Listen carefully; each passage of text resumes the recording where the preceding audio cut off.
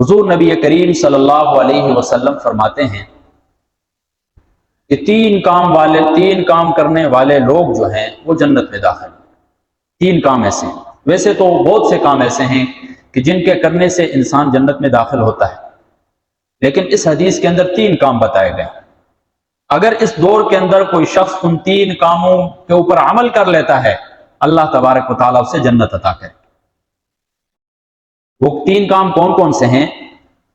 پہلا ہے من اکل طیبا، جس نے حلال کھایا۔ دوسری چیز ہے وعمل فی سنتی، حضور نبی کریم صلی اللہ علیہ وسلم کی سنتوں پر عمل کیا۔ اور تیسری چیز ہے وَأَمِنَ النَّاسُ بَوَائِقَهُ، لوگ اس کے شر سے محفوظ رہے۔ دخل الجنہ، تو یہ شخص جنت میں داخل ہو جائے گا۔ یہاں پر دخل ماضی کا صیغہ استعمال کیا ہے، حالانکہ ابھی داخل نہیں ہوا ہے جنت میں وہ شخص۔ قرآن و حدیث کے اندر یہ اصطلاح استعمال ہوتی ہے کہ جو کام یقینی ہوتا ہے اس کے لیے ماضی کا صیغہ، پاسٹ کا صیغہ جو ہے وہ یوز کیا جاتا ہے۔ تو حضور نبی کریم صلی اللہ علیہ وسلم فرماتے ہیں کہ جس نے یہ تین کام کر لیے، اللہ تبارک و تعالی یقینی طور پر اسے جنت عطا کرے۔ من اکل طیبا، جس نے حلال کھایا۔ حلال کھانے کی اتنی اہمیت ہے میرے بھائیوں، صرف حلال کھانے کی نہیں، حلال کمانے کی، حلال پہننے کی، حلال دیکھنے کی، حلال راستے پر چلنے کی اتنی اہمیت ہے میرے بھائیوں۔ حدیث شریف کا مفہوم ہے من اکل لقمۃ من حرام، جس نے حرام کا ایک لقمہ کھا لیا، لم يقبل منہ صلاۃ 40 لیلہ، 40 دنوں تک اس کی جو عبادت ہے وہ قبول نہیں ہوتی۔ کتنی بڑی وعید ہے کہ جو شخص حرام کا ایک لقمہ کھا لیتا ہے تو 40 دنوں تک اس کی عبادت قبول نہیں ہوتی۔ کما حق ہو، جس طرح عبادات کا ثواب اسے ملنا چاہیے تھا اس طرح ثواب اس کو حاصل نہیں ہوتا ہے۔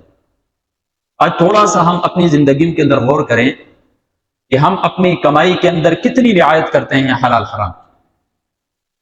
ایک لقمے کی بات ہو رہی ہے حدیث کے اندر، ہماری تو اللہ معاف کرے بسا اوقات پوری کی پوری کمائی ہی حرام ہوتی ہے۔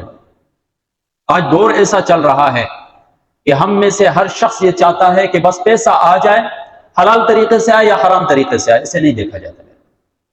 حالانکہ اگر حلال طریقے سے روزی کمائی جائے، اللہ تبارک و تعالیٰ اس میں برکتیں عطا کرتے ہیں۔ اگرچہ تھوڑا کمایا جائے، لیکن اگر حرام طریقے سے کمایا جائے اور زیادہ کما لیا جائے پھر بھی اللہ تبارک و تعالیٰ اس میں برکتیں عطا نہیں کرتے۔ آج ہم طرح طرح کی بیماریوں کے اندر مبتلا ہیں، ایسی بیماریاں ہیں جو لا علاج ہیں، ان کا علاج بھی متصور نہیں ہے دنیا میں۔ اس کی وجہ کیا ہے میرے؟ سب سے بڑی وجہ اس کی حرام لقمہ ہے۔ ایسا جسم جس نے پرورش پائی ہو حرام لقمے کے ساتھ، وہ بیماریوں کا گھر ہو جاتا ہے میرے بھائی، طرح طرح کی بیماریوں میں مبتلا ہو جاتا ہے۔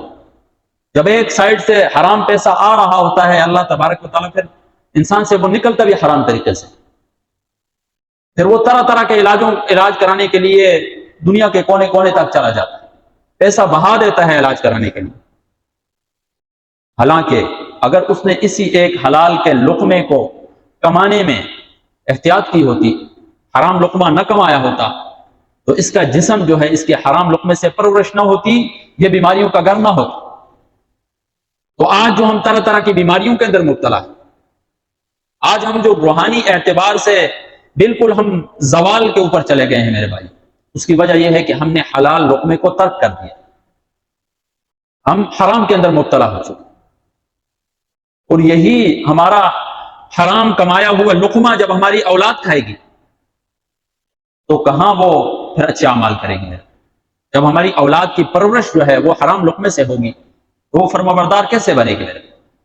اگر کوئی والد یہ چاہتا ہے کہ میری اولاد میری فرما بردار ہو، میرا بچہ میری بات مانے، جیسا میں کہوں وہ کرے، اس کا تعلق مسجد کے ساتھ لگا ہوا ہو، قرآن کے ساتھ لگا ہوا ہو، اور اس کو وہ حرام لقمہ کھلا رہا ہے، تو کہاں یہ ممکن ہوگا میرے؟ کہاں اس کا دل عبادات کے اندر لگے گا؟